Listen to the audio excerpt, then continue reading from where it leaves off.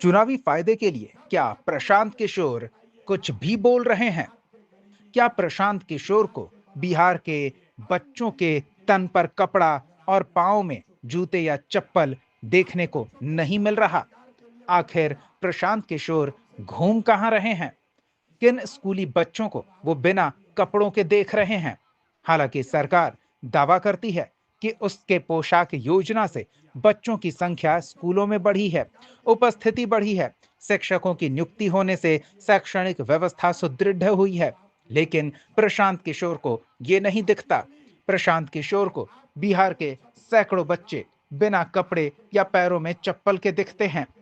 शैक्षणिक व्यवस्था बदहाल दिखती है और वो अपने सभाओं में दावा करते हैं कि जब तक सरकारी शिक्षा व्यवस्था सुदृढ़ और सक्षम नहीं होगी, तब तक निजी स्कूलों में ही बच्चों को पढ़ने की व्यवस्था कराएगी जनसुराज की सरकार और खर्च सरकार वहन करेगी।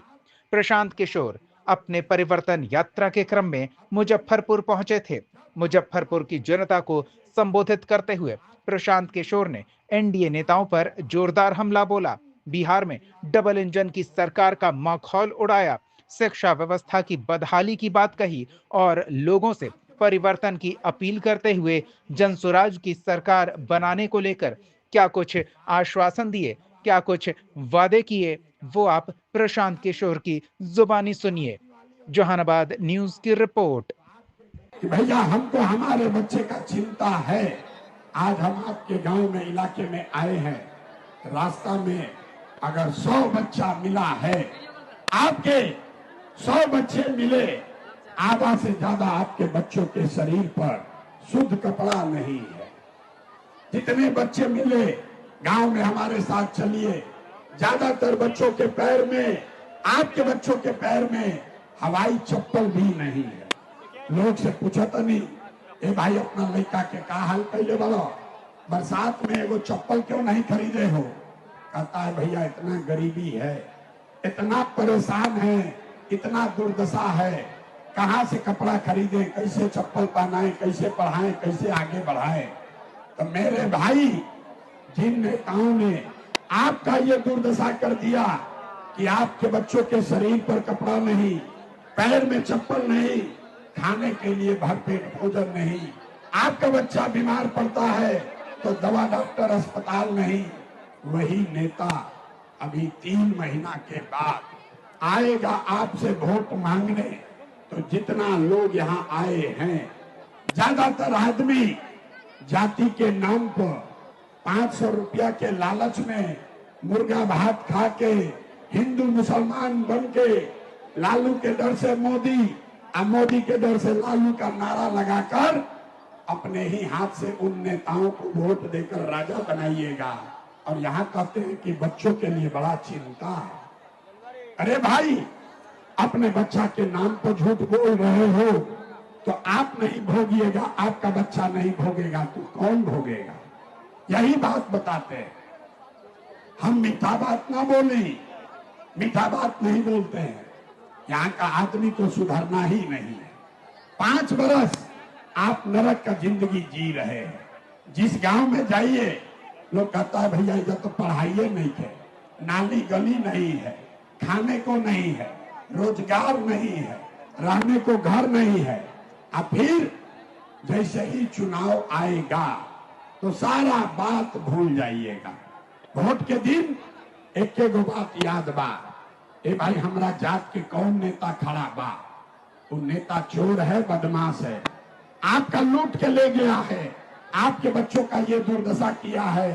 लेकिन अपने जाति का है तो उसी को जाकर वोट दीजिएगा, तो कैसे सुधार होगा?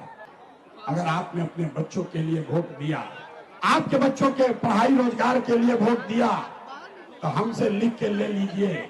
इस बार जब आप दिवाली और छठ मनाइएगा, अब की हाली जब आप दिवाली और छठ मनाइएगा तो आपके गरीबी का, बिहार के बदहाली का ये अंतिम दिवाली और छठ होने जा रहा है।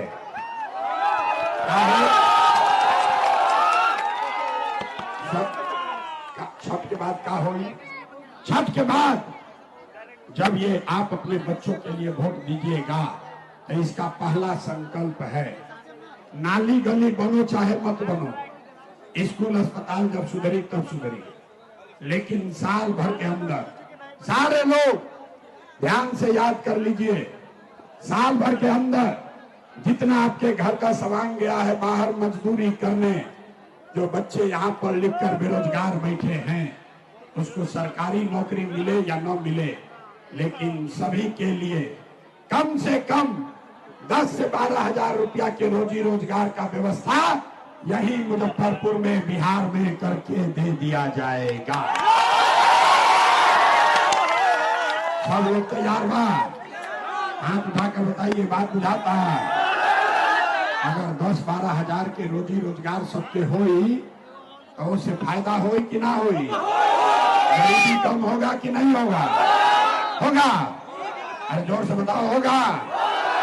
तो प्रशांत किशोर के बेटा के शादी ना हो, ये हमारी लड़ाई नहीं थे, ये आपके बच्चों की लड़ाई है। अगर बात बुझाइल होके अभी यहाँ से जाइएगा अपने गांव, अपने बेटा को, भाई को, भतीजा को, अपने पड़ोसी को बताना है, ए बचवा सुन लो भाई, ए बचवा अब की हाली दिवाली और छठ में जब घरे आईब, अब की हाली दिवाली और छठ में जब घरे आईब तो फिर जीवन में कभी 10-12 हजार रुपया के रोजी रोजगार खाती अपन घर परिवार गांव छोड़ के बाहर ना जाए के पड़ी। सबको मंजूर है? मंजूर है तो हाथ उठाओ भाई, मंजूर है? सबको मंजूर है? दूसरा संकल्प, जिसका जिसका उम्र 60 वर्ष से ज्यादा है, ये नीतीश कुमार पिछला 20 वर्ष से 400 रुपया देता भीख के तरह। तय भाई कि अगर आपने अपने बच्चों के लिए वोट दिया, जनता का राज बनाया, तो छठ के 1 महीना बाद से दिसंबर महीना, कार्तिक महीना से 60 वर्ष से ज्यादा उम्र के हर महिला पुरुष को 400 रुपया का भीख नहीं, 1100 रुपया का पेंशन नहीं, हर महीना 2000 रुपया के सम्मान राशि जरूर दिया जाए। सब लोग तैयार बा? ये होके के चाहिए, होना चाहिए। तीसरा और अंतिम संकल्प, ये 2000 रुपया मिले से आप 10 हजार के रोजी रोजगार से जीवन ना सुधरी। जीवन तब सुधरेगा जब आपका बच्चा पढ़ लिख कर अफसर बनेगा। अभी गरीब का बच्चा पढ़ने जाता है, वो पढ़ता नहीं है, और सरकारी विद्यालय में खिचड़ी खैला घरे चल आई। इसलिए तय हुआ कि अगर आपने अपने बच्चों के लिए वोट दिया तो दिसंबर महीना से जब तक आपके गांव में सरकारी विद्यालय नहीं सुधरेगा, हर गरीब को ये अवसर होगा, आप अपने बच्चे को प्राइवेट स्कूल में, अंग्रेजी स्कूल में भेजिए। प्राइवेट स्कूल में भेजने का खर्चा सरकार की ओर से दिया जाएगा। राहुल गांधी आए लेकिन तेजस्वी को मुख्यमंत्री मान ही नहीं रहे। भैया राहुल गांधी तेजस्वी को मुख्यमंत्री माने या न माने, जनता ने तय कर लिया है कि तेजस्वी को मुख्यमंत्री नहीं मानना है। राहुल गांधी मान ले तो